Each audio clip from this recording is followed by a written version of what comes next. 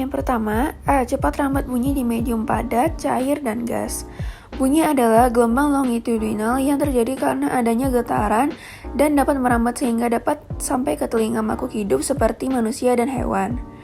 Cepat rambat bunyi adalah jarak sumber bunyi dengan pendengar yang dibagi dengan kebutuhan waktu gelombang bunyi agar bisa sampai ke pendengarnya. Bunyi dapat merambat melalui media udara, zat cair, dan zat padat untuk sampai ke telinga kita. Pada zat padat, cepat rambat bunyi lebih cepat dibandingkan dengan media cair dan gas. Secara umum, cara menghitung cepat rambat bunyi adalah sebagai berikut. V sama dengan S per T. Keterangannya adalah V sama dengan kecepatan atau M per S sama dengan jarak atau M, T sama dengan waktu atau S. Besaran rambat bunyi sesuai mediumnya adalah medium udara atau 0 Celcius sama dengan 331, udara 15 Celcius sama dengan 340, air 25 Celcius sama dengan 1490, air laut 25 Celcius sama dengan 1530, aluminium 20 Celcius sama dengan 5100, tembaga 20 Celcius sama dengan 3560, besi 20 Celcius sama dengan 5130. Yang kedua adalah B, gejala-gejala gelombang. Gejala gelombang yang pertama adalah refleksi atau pemantulan. Refleksi adalah perubahan arah rambat gelombang saat bertemu dengan bidang batas dua medium. Pemantulan ini ternyata mengacu pada suatu hukum yang disebut hukum pemantulan. Adapun pernyataan hukum pemantulan adalah sebagai berikut. Besarnya sudut datang dan sudut pantul adalah sama. Gelombang datang dan gelombang pantul dan garis normal berada pada satu bidang datar. Yang kedua adalah refraksi atau pembiasan. Refraksi adalah pembelokan gelombang ketika melewati bidang batas tertentu. Rumus untuk refraksi adalah N sama dengan N2 per N1 sama dengan sin I per sin R sama dengan V1 per V2 sama dengan lambda 1 per lambda 2. Dengan keterangan N adalah indeks bias relatif medium 2 terhadap medium 1, N2 adalah indeks bias medium 2, N1 adalah indeks bias medium 1. I adalah sudut gelombang datang, R adalah sudut gelombang bias. V1 adalah cepat rambat gelombang pada medium 1. V2 adalah cepat rambat gelombang pada medium 2. Lambda 1 adalah panjang gelombang pada medium 1 dan lambda 2 adalah panjang gelombang pada medium 2. 3 adalah pelenturan atau difraksi. Difraksi adalah pelenturan atau penyebaran gelombang saat melalui celah sempit. Contoh difraksi pada gelombang cahaya adalah terbentuknya rumbai atau garis gelap dan terang pada layar. Contoh difraksi pada gelombang bunyi adalah saat kamu berada di gang sempit, kamu masih bisa mendengar suara mobil atau kendaraan lain. 4. Intervensi. Intervensi adalah perpaduan antara dua gelombang cahaya. Intervensi bisa diamati dengan jelas jika berkas kedua gelombang bersifat koheren atau bisa disebut amplitudo dan frekuensinya sama dengan fase yang tetap. Intervensi dibagi menjadi dua, yaitu intervensi konstruktif atau menguatkan dan destruktif atau melemahkan. C. Efek Doppler. Efek Doppler adalah gejala perubahan frekuensi gelombang akibat gerak benda. Berikut rumus efek Doppler. Fp sama dengan V plus minus Vp per V plus minus Vs dikali Fs. Keterangan, Fp frekuensi yang didengar oleh pendengar, satuan Hertz. Fs frekuensi yang dipancarkan sumber, satuan Hertz. V kecepatan bunyi di udara, satuan M per S. Vp kecepatan pendengar bergerak, Ms. Vs kecepatan sumber bunyi bergerak, satuan Ms. Vs bernilai positif jika sumber bunyi menjauhi pendengar. Vs bernilai negatif jika sumber bunyi mendekati pendengar. Vp bernilai positif jika pendengar mendekati sumber bunyi. Vp bernilai negatif jika pendengar menjauhi sumber bunyi. Selanjutnya D adalah pelayangan bunyi. Pelayangan bunyi adalah terjadinya pengerasan bunyi dan pelemahan bunyi. Tersebut adalah efek dari interferensi gelombang bunyi. Bunyi termasuk sebagai gelombang dan sebagai salah satu sifat gelombang yaitu dapat berinterferensi. Dengan demikian, Bunyi juga mengalami interferensi.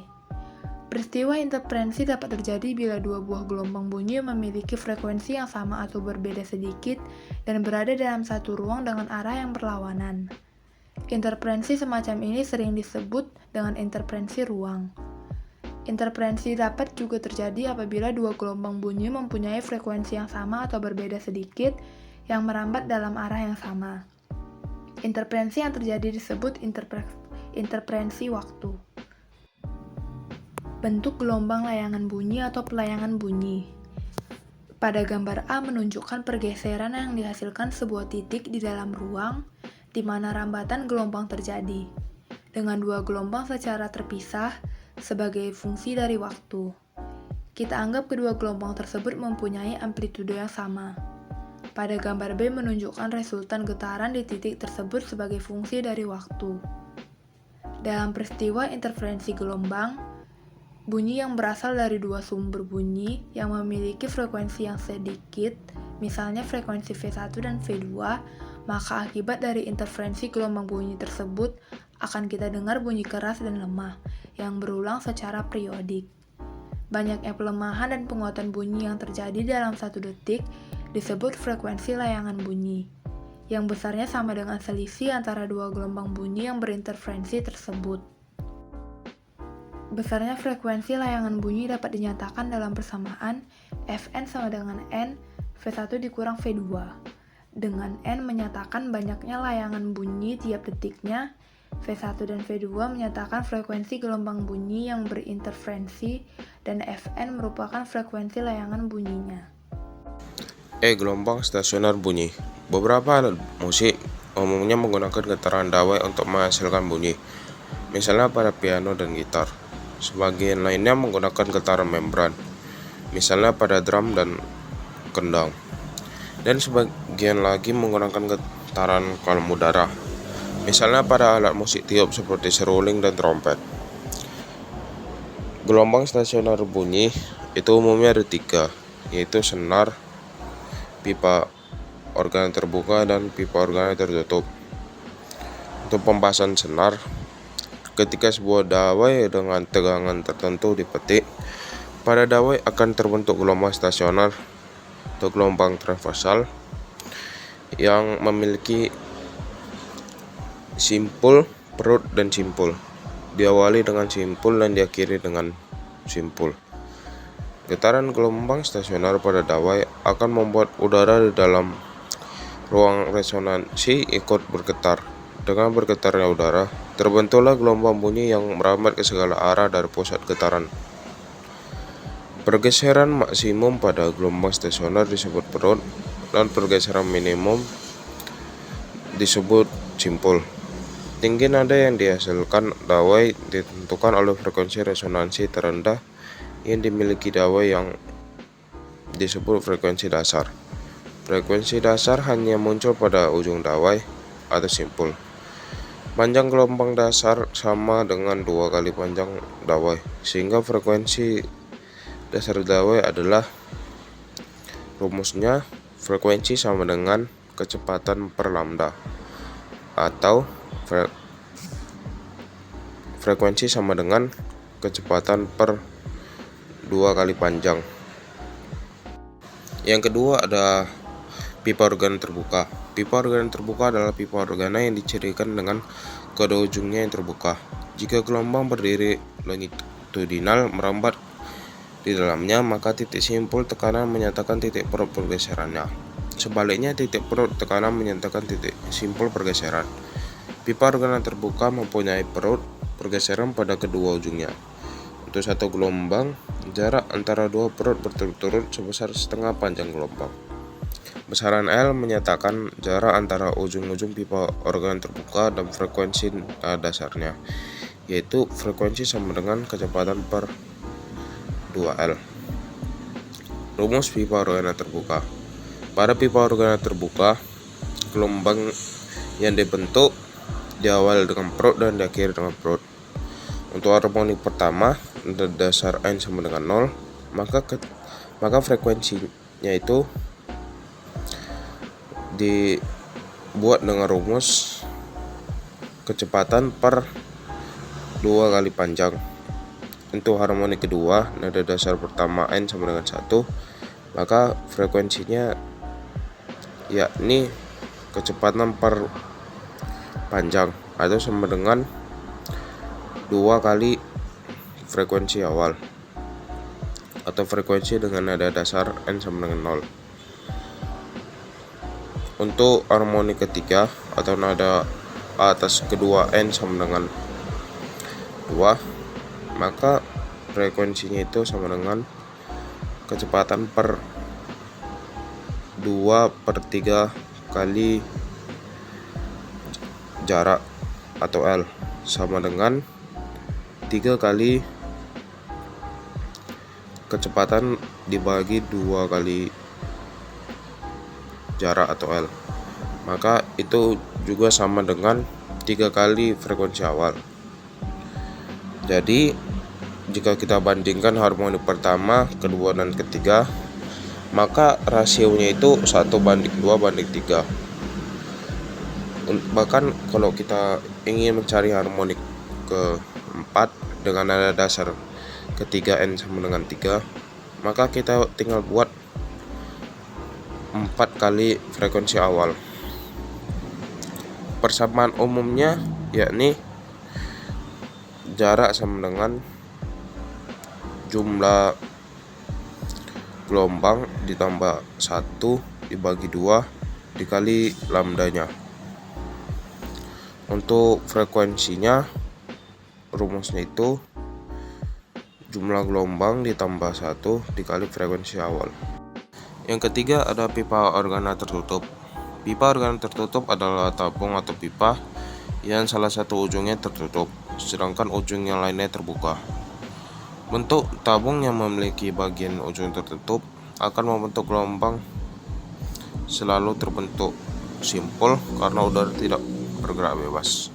Persamaan umumnya yakni panjang pipa organa atau jarak antar simpul sama dengan 2 kali N. N itu yakni banyaknya gelombang ditambah 1/4 dikali lambda dari gelombang tersebut. Untuk mencari frekuensinya yakni 2 dikali banyaknya gelombang ditambah 1 itu di dalam kurung, setelah itu dikali dengan frekuensi awal. Rumus pipa organa tertutup pada harmoni pertama dan dasar N sama dengan 0, maka frekuensi rumusnya yakni kecepatan per 4 kali panjang pipa organa. Untuk harmoni kedua, nada atas pertama N sama dengan 1, maka frekuensi sama dengan kecepatan per 4/3 kali panjang pipa organa, atau sama dengan 3 dikali frekuensi awal. Untuk harmoni ketiga, nada dasar kedua N sama dengan 2, F ke-2 atau frekuensi kedua sama dengan kecepatan per 4/5 dikali panjang pipa organa, atau sama dengan 5 kali frekuensi awal. Jikalau kita buat ke rasio antara harmoni pertama, kedua, dan ketiga, maka itu perbandingannya 1:3:5. Yang terakhir ada taraf intensitas bunyi. Berdasarkan hasil penelitian para ahli, ternyata bahwa daya pendengaran telinga manusia terhadap gelombang bunyi bersifat logaritmis. Sehingga para ilmuwan menyatakan mengukur intensitas bunyi tidak dalam watt per meter kuadrat, melainkan dalam satuan dB atau bisa dikatakan dengan desibel, yang menyatakan taraf intensitas bunyi. Taraf intensitas bunyi didefinisikan sebagai 10 kali logaritma perbandingan intensitas dengan intensitas ambang pendengaran. Rumus taraf intensitas bunyi dapat dinyatakan sebagai berikut. TI sama dengan 10 log I per I0. Dengan keterangan TI sama dengan taraf intensitas bunyi dalam satuan desibel. I sama dengan intensitas bunyi dan I0 sama dengan intensitas ambang. Apabila terdapat N sumber bunyi dengan taraf intensitas yang sama, maka taraf intensitas total adalah TI total sama dengan TI tambah 10 log N. Berikut merupakan taraf intensitas bunyi dari berbagai sumber bunyi. Di sini kita akan membahas contoh soalnya. Yang pertama, sebuah kereta api bergerak dengan kecepatan 70 km per jam mendekati stasiun sambil membunyikan peluit yang berfrekuensi 940 Hz. Kecepatan bunyi di udara 340 meter per sekon. Bunyi yang didengar oleh orang yang berada di stasiun berfrekuensi.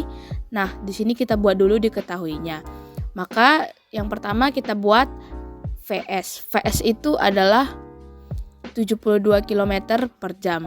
Kita ubah ke meter karena itu adalah satuan internasionalnya menjadi 20 meter per sekon. Sumber bunyi mendekati pendengar berarti negatif. VP-nya sama dengan 0 meter per sekon karena pendengar tersebut posisinya sedang diam. Dan Fs-nya atau frekuensi sumbernya itu 940 Hz. Sedangkan V atau kecepatan bunyi di udara sama dengan 340 meter per sekon. Yang ditanya adalah FP atau bunyi yang didengar oleh orang yang berada di stasiun. Nah, kita bisa memakai rumus FP sama dengan V per V dikurang VS dikali Fs. Setelah itu kita masukkan 340 per 340 kurang 20 dikali 940 sama dengan 340 per 320 dikali 940, maka kita mendapat hasilnya menjadi 998,75 Hz.